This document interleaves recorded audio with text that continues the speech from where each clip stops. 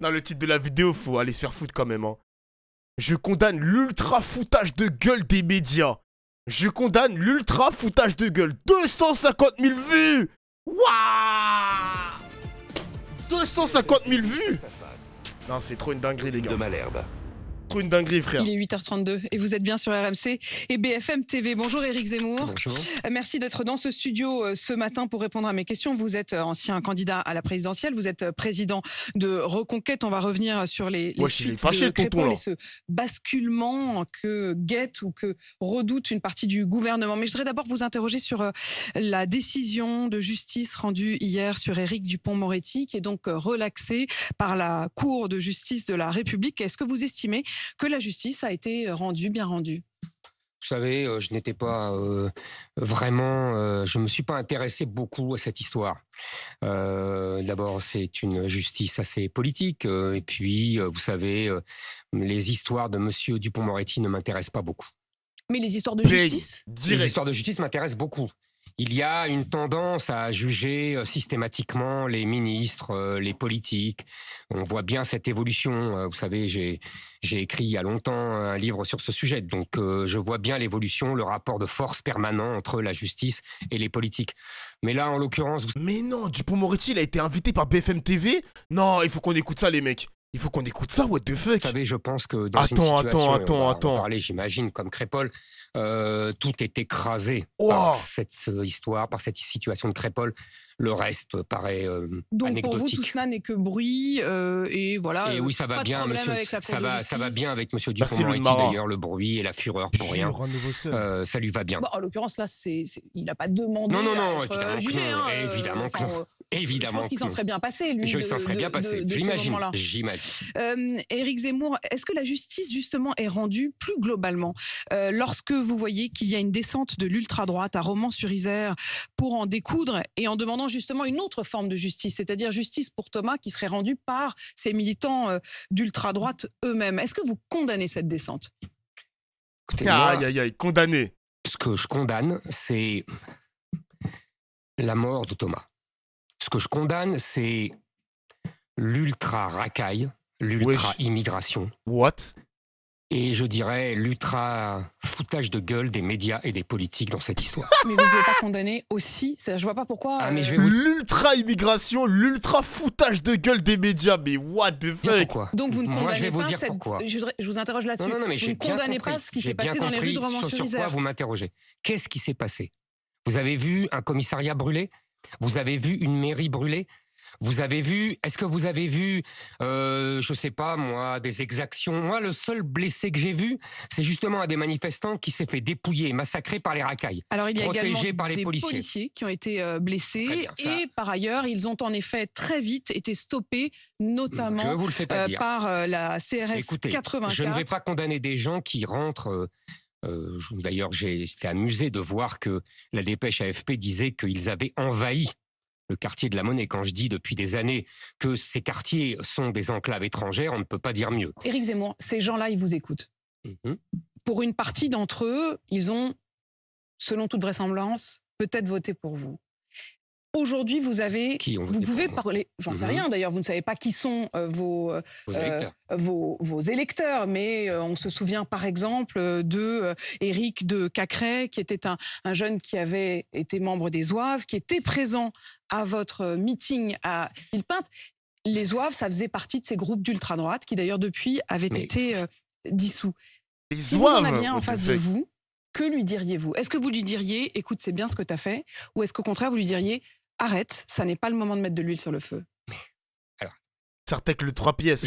D'abord, je tiens à dire, je le répète, que ces gens-là sont rentrés avec une banderole et on parlait de justice pour Thomas. Ils ne sont pas rentrés juste avec une banderole. Ils ne sont pas rentrés juste avec une banderole, ils étaient cagoulés, armés de battes de baseball, de barres de fer, de poings américains. Ils s'en sont servis? Non. Ils s'en sont servis? Non. Ah, donc le fait de l'avoir dans la poche, c'est pas grave? Vous pensez qu'ils les ont pris pour faire joli? Attendez.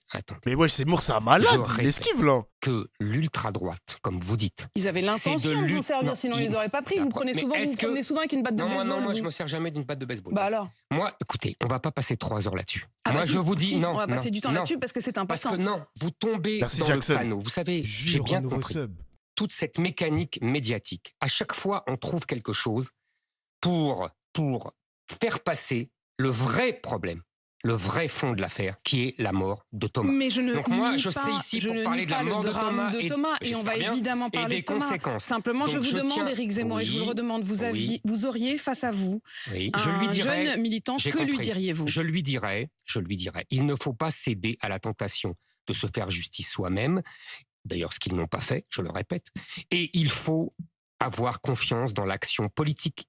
Seule l'action politique et l'action collective peut nous permettre de prendre le pouvoir et de changer cette situation et de combattre l'invasion que nous subissons et l'islamisation de notre pays. C'est ça que je lui dirais. Et qu'il faut avoir confiance dans le peuple français. J'ai vu juste avant notre échange, vos sondages, 80% des Français désormais ont bien compris ce qui se passait. Ils se disent inquiets, mais ils disent aussi, ces Français, dans ce même sondage Elab, qu'ils demandent à ce que ce soit la justice seule. Mais moi aussi, je demande que ce soit la justice. Êtes-vous d'accord avec cette phrase de Gérard Collomb? Je crains que demain on vit face à face. 83% de oui. Okay. Mais pas n'importe quelle justice. 83% de oui, les mecs. Pas la justice dirigée par M. Dupond-Moretti. Mais précisément, il y a quand même un point sur lequel vous passez assez vite. Vous dites qu'ils ne les ont pas utilisés. Quand vous venez cagoulé, armé de battes de baseball, de barres de fer, de poings américains, encore une fois, c'est que vous avez l'intention. Par ailleurs, Éric Zemmour, ils avaient sur eux une liste avec les noms, les adresses, les numéros de téléphone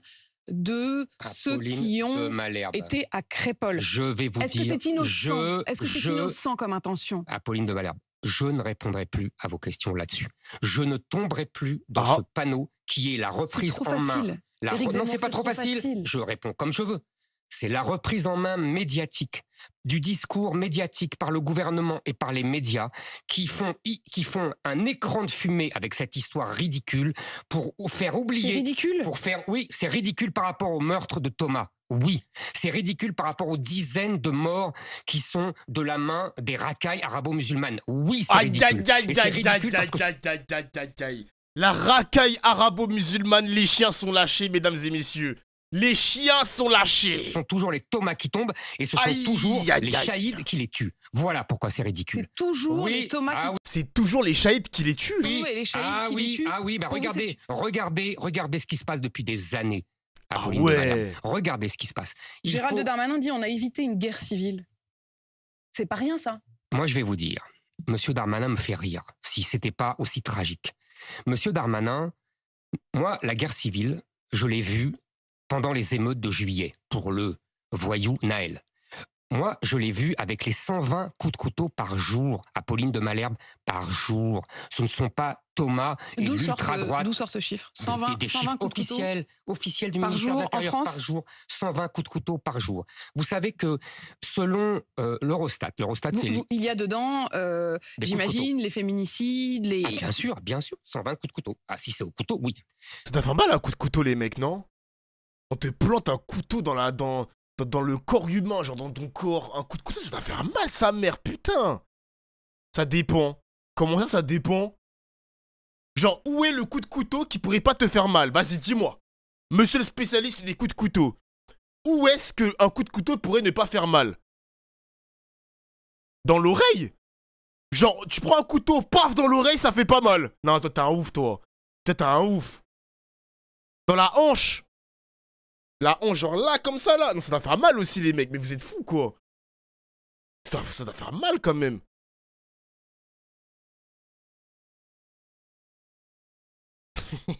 Dans l'annulaire droit. Je vais vous donner un autre chiffre qui va vous intéresser. L'Eurostat, c'est l'INSEE de l'Union européenne, qui dit que il y a, vous savez, ce qu'on appelle les coups et blessures volontaires. Ça gratte un peu. Ils ont augmenté de 65%. Arrêtez, depuis 2012. Dans l'Union européenne, donc j'imagine. Non, en France. Je vous parle de la France. 65% depuis 2012. Et tenez-vous bien, depuis 1996, de 350%. Est-ce que vous croyez vraiment c'est quoi ces chiffres que cette situation n'a rien à voir avec l'immigration arabo-musulmane que nous subissons depuis 30 ans? Ça a tout à voir. Voilà, c'est ça que je dis, c'est ça que je viens dire chez vous. C'est ça le plus important. Tout le reste, vous dites ce que vous voulez, mais moi je pose les questions que je veux. Et en l'occurrence, vous avez vos questions. Et en l'occurrence, je reste quand même un instant sur cette question de liste, de nom, d'adresse et de numéro de téléphone. On va en venir aussi à ce que vous venez de dire sur Chaïd et Thomas. Vous dites cela aussi avec la question des prénoms et de ce que disent les prénoms. Vous faites partie de ceux qui aviez mis au moment de l'élection présidentielle, cette question des prénoms dans j'étais le seul, débat. on peut le dire. Éric Zemmour, je vous repose cette question. Vous dites qu'ils s'en sont pas servis. Avoir une batte de baseball et avoir la liste avec l'adresse, c'est des cibles. C'était des cibles. Je vous ai dit que je ne vais pas passer l'émission là-dessus. Mais donc ça veut dire que pour vous, ça n'est pas grave. Pour vous, ça n'est pas grave. Je vous le dis que l'essentiel... Non mais Éric Zemmour, au moins que les choses soient très claires, pour vous, descendre dans le centre de Romans-sur-Isère, cagoulé, armé de battes de baseball, avec une liste et avec des adresses, pour vous, c'est pas grave. Vous ne me ferez pas tomber dans votre piège et vous ne ferez pas tomber dans le piège. Je ne comprends pas en quoi Éric Zemmour, le fait de condamner cela, minimiserait le fait de, évidemment, condamner aussi le drame de Thomas. En fait, je ne comprends pas. Je vais vous dire pourquoi. Parce que vous faites comme s'il y avait une équivalence. Je ne dis pas qu'il y a une équivalence, je dis que voilà une des choses qui s'est embrasée. Est-ce que vous avez déjà vu dans le métro une femme agressée par l'ultra-droite ? Est-ce que vous avez déjà vu en prison des gens de l'ultra-droite, à part ceux qu'on vient de condamner ?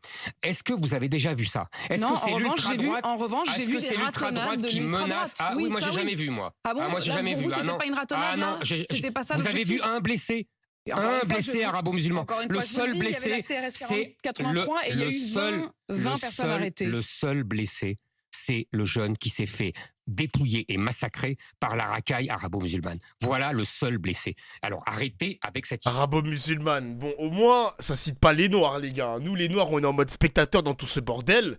Antillais, l'Afrique noire... Là, il ne cible que les arabo-musulmans. On est spectateurs, les mecs. Hein. On a des jumelles. Et on observe ce qui se passe. Nous, on est spectateurs, comme dans Dofus, les mecs. Hein. On est en mode spectateur. On n'a rien fait, laisse-nous tranquille. On est tranquille, les gars. Hein. Là, on est bien. Okay. Alors, il a été blessé, mais on va préciser. C'est vous les stars, c'est vous les stars. La scène. Certains portaient un jerrycan d'essence. Ils ont menacé de le brûler vif s'il ne se déshabillait pas, ce jeune militant. Mais il a été arrêté. Il a été sauvé en quelque sorte, ou en tout cas ceux qui ont arrêté le geste de ces agresseurs, ce sont, et c'est le journal Le Monde qui les cite, des anciens... Allez alors, défends-nous Dofla. Mais moi je vais pas vous défendre les gars. Hein. Moi encore une fois je vomis tout ce que monsieur Zemmour il dit. Hein. Genre de nommer expressément que ce soit que le R-word, la racaille, elle est automatiquement arabo-musulmane. Et on met en face l'ultra-droite, évidemment ça crée un clivage, ça crée toujours cette forme de communautarisme où surfe l'extrême droite, comme d'habitude quoi.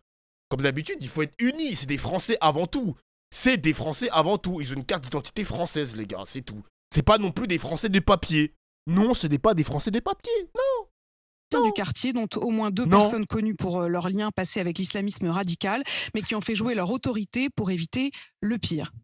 Eh ben, on remercie. Et qui ont contacté d'ailleurs les policiers. Mais vous savez, c'est très bien. Il y a toujours des humanistes dans la vie.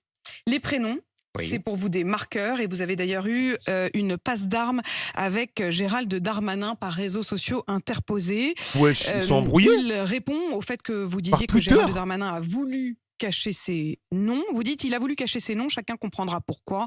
Le peuple français est un peuple lucide. Vous ne pouvez pas lui cacher indéfiniment les causes de son malheur. Et à cela, donc, le ministre de l'Intérieur répond « J'ai pris les propos de monsieur Zemmour comme une insulte raciste personnelle à mon encontre.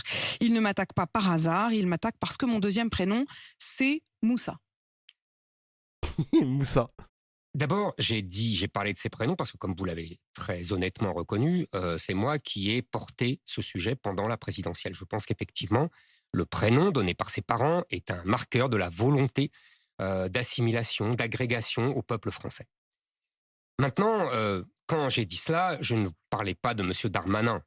Je parlais des prénoms et que M. Darmanin lui-même a dit à ses collègues ministres qu'il quand sortiraient les prénoms de ces racailles, ça ferait un effet énorme parce que justement, évidemment, ils ne sont pas français. C'est plusieurs journaux qui ont dit dans les indiscrets du Conseil des ministres qu'il aurait montré les prénoms à ses voisins au Conseil des ministres en disant qu'en effet, en suggérant que si ça sortait, ça poserait problème. Je suis serein dans cette histoire que M. Darmanin me fait un faux procès, que pour moi, les parents de M. Darmanin ont agi exactement comme je le recommande à tous les Français d'où qu'ils viennent, c'est-à-dire donner un prénom français, il s'appelle Gérald, que je sache, et par ailleurs, si l'on souhaite, donner un deuxième ou un troisième prénom qui rappelle certaines origines de cette famille, et donc Moussa.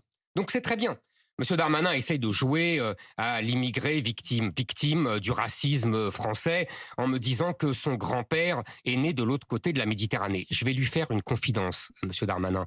Moi, ce sont mes 2 grands-pères qui sont nés de l'autre côté de la Méditerranée, et je porte... Non mais gars, s'il te plaît, ne me spoile pas le truc de Éric Dupond-Moretti, s'il te plaît. Déjà que t'es redevenu modérateur, s'il te plaît, ne me spoile pas, s'il te plaît. On va aller regarder le truc de... Non mais c'est un ouf, lui. 2 prénoms après Éric. C'est quoi vos prénoms? Justin et Léon.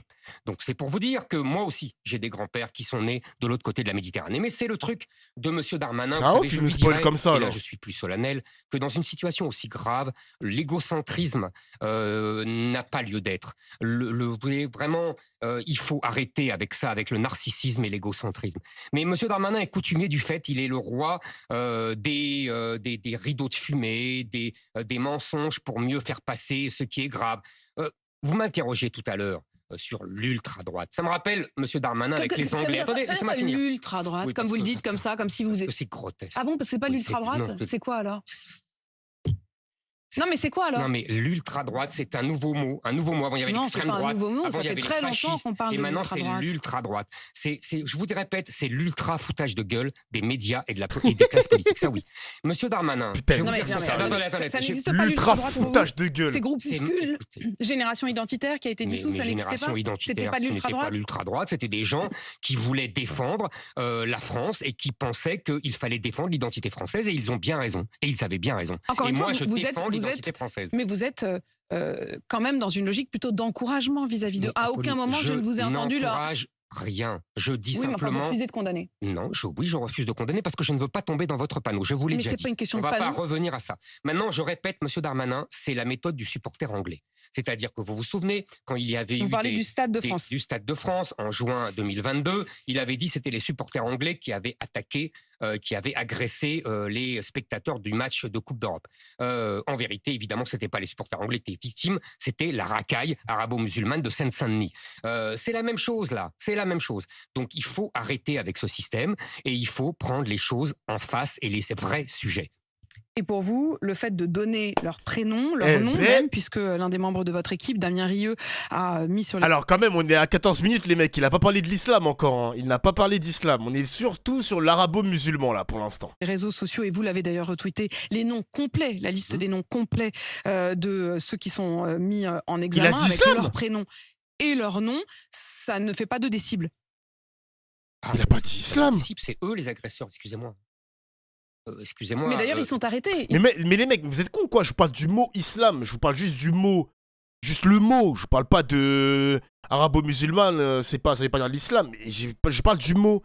Ah, il l'a dit? Vous avez entendu le mot islam de sa bouche? Mais non.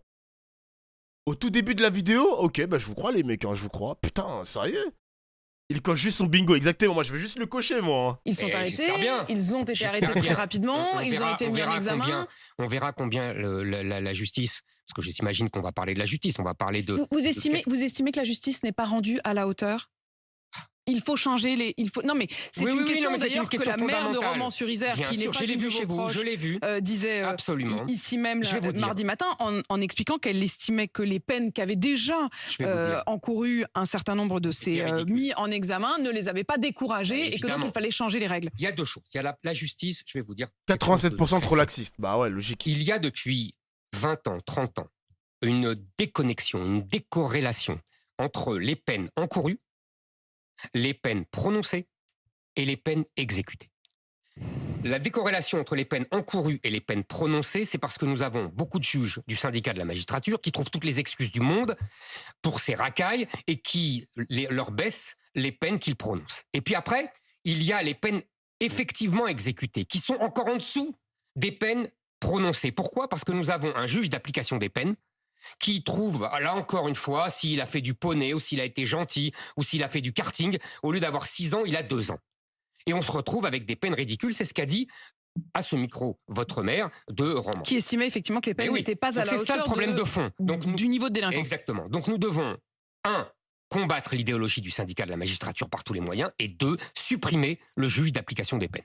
Vous souhaitez supprimer le juge d'application des peines, et vous l'aviez d'ailleurs dit pendant la campagne présidentielle. Basculement de la société, la justice, elle est trop laxiste. Ensauvagement, c'est Gérald Darmanin. Elle est trop laxiste, la justice. Dit à propos de Crépol, c'est une faillite générale de notre société. Il y a à repenser le cadre de l'autorité. Nous devons remettre de l'autorité partout. Au fond, sur ce constat, dépend des cas. Bien sûr, il faut de l'autorité, mais si vous voulez, je pense qu'il faut aller plus profondément. Vous savez, si on ne donne pas un bon diagnostic, on ne peut pas bien soigner. Donc, en l'occurrence, les mots comme ensauvagement, c'est pas faux, ces gens sont des sauvages. Mais ça fait croire, c'est comme le mot de décivilisation, prononcé par le président de la République, ça fait croire que c'est toute la société qui est touchée par cet ensauvagement ou cette décivilisation. Non. Nous avons aujourd'hui une situation où nous avons deux peuples, deux France, deux jeunesses, celle de Thomas, celle de Chaïd. Celle de Thomas... Putain, Chaïd, il me fume le prénom. Vous savez qui me hante. Je vous avoue, franchement, ça me hante depuis cette histoire. Ah ouais. Cette jeunesse que je vois, que j'imagine, avec sa bonne bouille d'enfant encore, pas vraiment devenu adulte, avec son amour du rugby, avec sa joie de vivre que j'imagine à travers la photo qu'on voit partout.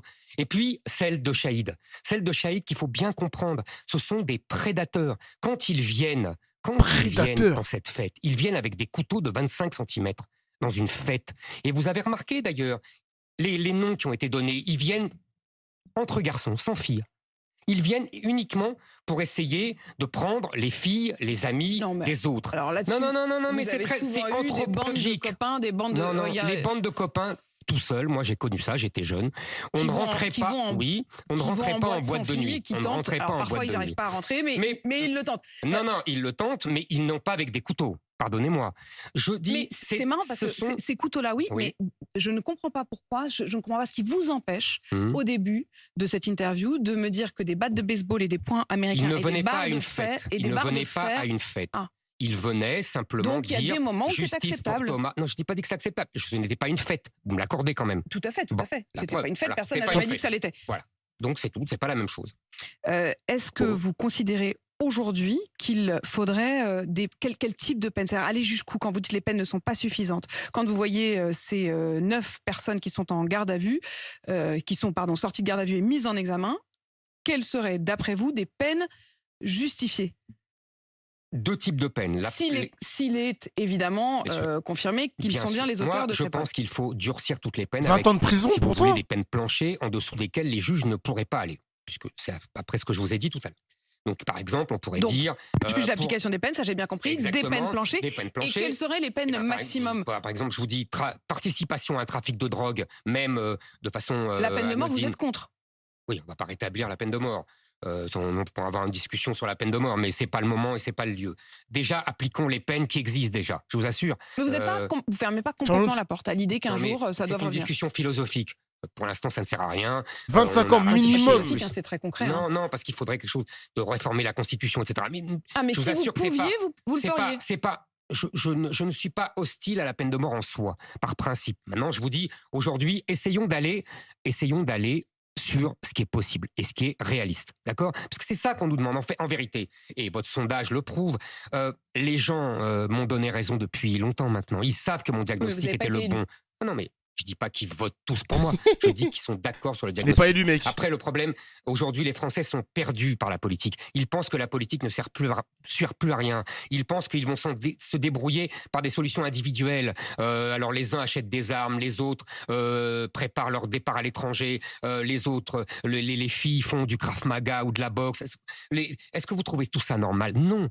Ça prouve une société. Donc, sur la justice, je pense qu'il faut des peines plus lourdes. Par exemple, je vous dis, minimum 5 ans pour participation au trafic de drogue, pour une violence minimum 10 ans, et surtout ce que je tiens à dire, c'est l'expulsion des étrangers délinquants. Ils sont tous français. La déchéance, attendez, ils sont français, on me la sort tout le temps, mais ils sont tous de la double nationalité. Donc moi je propose la déchéance de nationalité pour tous ces criminels et ces délinquants. Et après la déchéance de nationalité française, ils garderont leur nationalité algérienne ou marocaine et ils seront expulsés. Éric Zemmour, président de Reconquête. Ah ouais, directement, c'est des Algériens ou Marocains. Hein. C'est le raccourci ultime. Hein. Des Algériens ou Marocains. Il a pas dit d'autres pays. Hein. Il a vraiment ciblé les Algériens. Ah ouais, c'est... Ah ouais, quand même. Ah ouais, quand même. Ok. Ok.